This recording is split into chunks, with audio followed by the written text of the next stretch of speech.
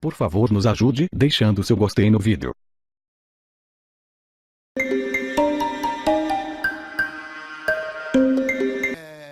Você acabou, eu não sei se é recente, mas é um fenômeno nas vendas, você com o padre Fábio de Mello.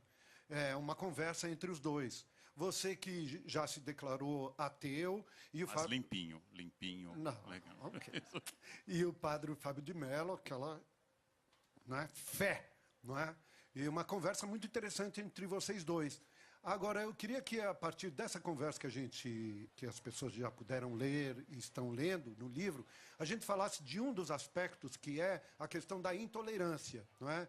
Bem, um dos objetivos do meu encontro com o padre Fábio foi exatamente, além do tema debate entre um padre e um historiador ateu, de mostrar como é possível aproximar duas ideias opostas, mas não inimigas. Ou seja, como eu posso conversar com alguém que pensa diferente, mas não é meu adversário. E nós achamos que isso, nesse momento, seria muito importante. Então, num Brasil em que o ódio está se transformando num argumento político, todos nós que temos exposição pública, você, eu, Caetano, muito mais, por ser uma pessoa tão importante, sabemos que no momento que você aparece, já aparecem os haters. Então, eu vou começar fazendo uma coisa diferente, né? Não um conselho ao Caetano, que é mais sábio do que eu e muito mais importante. O Nietzsche nos diz para a gente se tornar aquilo que a gente é. Torna-te quem tu és. Eu acho que há pessoas no Brasil como Caetano que já são, e são há muito tempo. Daqui a 50 anos, ninguém vai lembrar daqueles haters e seus movimentos, mas Caetano estará ainda no centro da cultura brasileira. Quer dizer, Caetano definiu a cultura brasileira. Esses haters, como diria meu conterrâneo, o grande poeta Mário Quintana, eles passarão e eu passarinho. Quando a crítica é boa, ela vem assim, eu discordo, ela vem com paz, ela vem com tranquilidade e racionalidade. Muitos críticos são muito importantes para mim, porém, quando ela vem com um adjetivo, quando ela vem com ódio, a pessoa está resolvendo um problema pessoal. Aí não tem o que conversar. Não se discute com gente que está babando, que está com os olhos vermelhos, e não se toca tambor para maluco dançar. Né? Isso é muito importante. Muito bem. O Caetano, o que você acha? Eu acho que, sinceramente, de todos nós aqui, eu devo ser o menos frequente nas redes sociais. Há redes sociais em meu nome e eu posto coisas lá, às vezes, e me responsabilizo por tudo. Até pelos erros de português que às vezes eu tenho que consertar quando me dizem, né? Mas eu não fico olhando na internet, vendo rede social, eu pessoalmente com frequência não. Então eu não sinto muito essa... Você acha que essa não me intolerância... atinge. Eu conheço pessoas a quem aquelas coisas atingem, dizem assim, puxa, eu estou me sentindo oprimido, me sentindo mal porque estão xingando. Eu não ligo, não sei, não vejo muito. Então, você acha que existem dois mundos, um mundo da internet e um mundo mais real? Quer dizer, no mundo real você não sente nenhuma postura a respeito daquilo que você diz, daquilo que eventualmente você possa representar para os outros? Olha, nunca me aconteceu nada. Aliás, para não dizer que nunca me aconteceu, faz muitos anos, eu estava aqui em São Paulo, mas faz muitos anos mesmo, acho que Zeca e Tom não eram nascidos, ou então o Zeca só era nascido, Moreno era pequeno. Eu passei numa, sei lá, numa daquelas ruas que saem nos jardins ali, assim, perto da Paulista, e passou um carro, e eu estava com uma pessoa amiga, e o carro passou, o sujeito no carro me reconheceu e gritou, Caetano, o Brasil tá essa merda que é por sua causa, e voou. Eu não sei quem era. Mas já li algumas coisas mesmo em jornais que, no fundo, diziam isso também. Agora, na internet, eu não leio muito. Ele não tem celular. Uma das poucas pessoas que eu conheço hoje em dia que não celular. tem, nem nunca teve. Nunca eu tive acho isso celular. incrível. Admirável. É admirável. Admirável. Eu não tenho celular, nunca tive.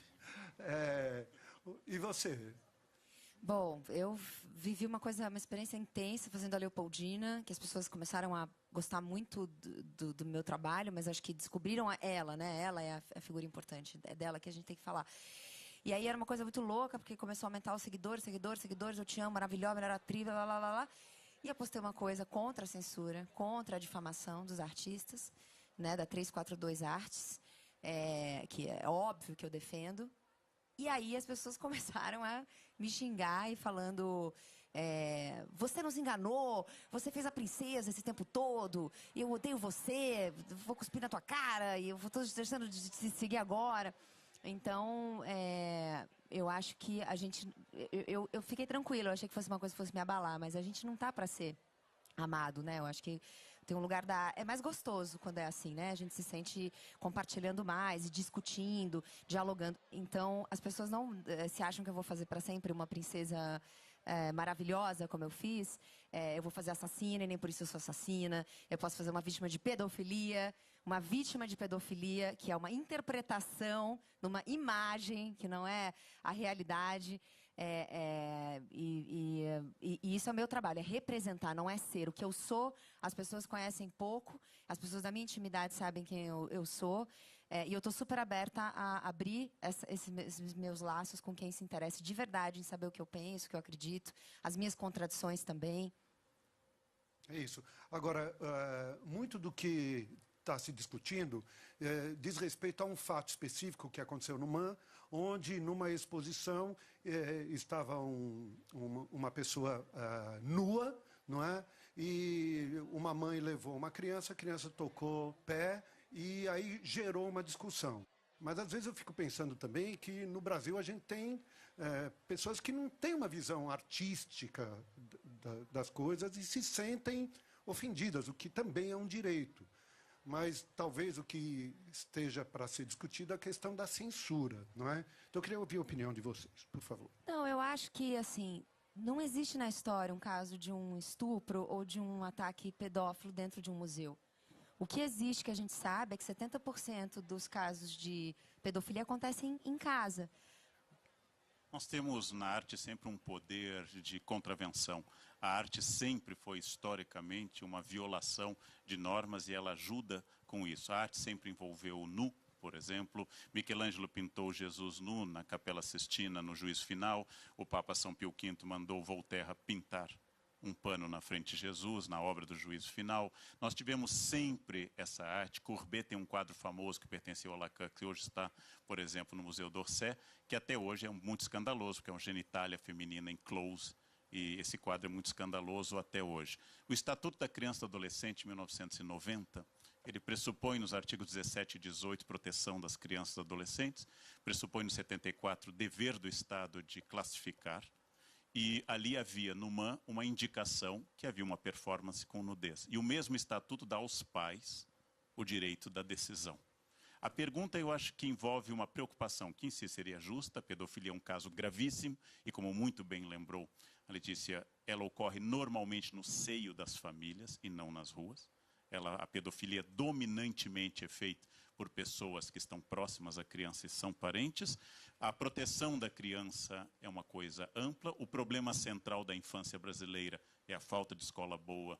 É outra questão que não é a questão da pedofilia, mas é uma imagem de criança muito arcaica e talvez um pouco teatralizada. É como perguntar a essa plateia de jovens, todos aqui, que nasceram depois do Estatuto da Criança e do Adolescente, todos vocês só viram o primeiro nu depois dos 18? Não precisa levantar a mão porque há pais assistindo, mas todos aqui só tiveram acesso ao nu após os 18 anos? É bem provável que não. Há um grupo que quer se aproveitar politicamente do fato, invocando, como todas as pessoas reacionárias, valores morais. Em nome de valores morais, cometem-se os piores crimes da história. Confiem no tio, eu sou historiador. Em nome dos valores morais, as piores coisas do mundo são realizadas. A Inquisição, como eu digo aos meus alunos, nunca diz queima e mata. A Inquisição diz misericórdia e justiça. Esse é o seu lema. Essa é uma tentativa deliberada de atacar a arte, a liberdade, estabelecer censura e estabelecer uma prática de limitação à criação. Isso não é o problema do Brasil nesse momento. Nosso problema no Brasil é corrupção política, falta de crescimento, falta de emprego, destruição das pessoas, e não uma performance inspirada na Ligia Clark. É um falso problema nesse instante.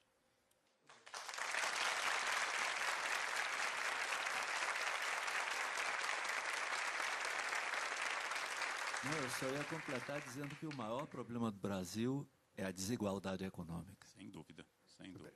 E é disso que eles querem fazer a gente se esquecer, criando essas cortinas de fumaça. Mas nós não esqueceremos. Havemos de vencer a desigualdade. O Brasil se estruturou desde a escravidão, como disse Joaquim Nabuco, a escravidão permanecerá por muito tempo como a característica nacional do Brasil, e permanece. E é isso que nós temos que ter coragem de mudar. Não ficar discutindo se o rapaz nu deitado e uma menina que foi levada pela mãe pegou no tornozelo é pedofilia. É claro que não é pedofilia. Muito bem. Vamos chamar mais um baiano, o Mustafari. Entra, Musta, por favor.